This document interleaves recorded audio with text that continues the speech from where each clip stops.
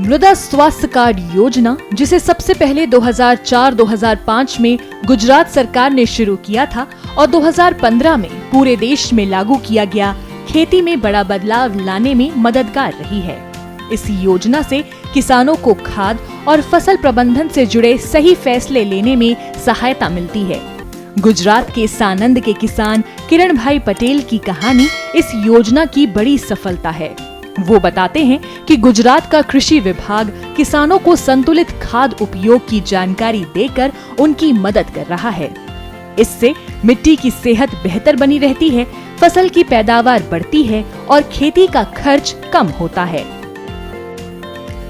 मैं बोल ही नहीं सकता कि कितने मुझे लाभ हुए। पहले तो मुझे पता ही नहीं था मेरे खेत में कौन से तत्वों की कमी है और कौन से तत्व भरपूर है।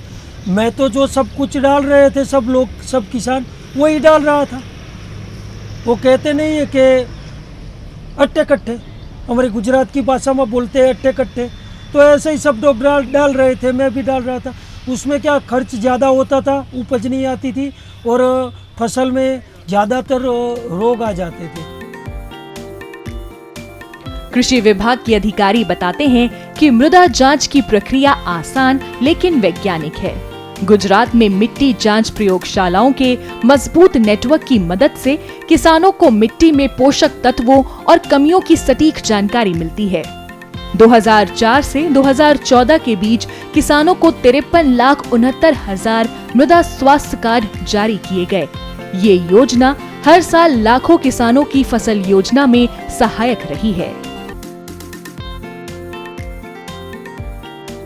गवर्नमेंट ऑफ इंडिया की जो सॉइल हेल्थ कार्ड स्कीम है, उसमें जैसे कि हमारी लेबोरेटरी है सेक्टर 15 गांधीनगर की, उसमें खरीफ में अप्रॉक्स 11 से 12,000 सैंपल्स आते हैं और रबी में अप्रॉक्स 4,000 के करीब सैंपल आते हैं। मतलब कि अभी 2024-25 में अप्रॉक्स 15,000 के करीबन sample soil testing laboratory Gandhinagar में आए हैं।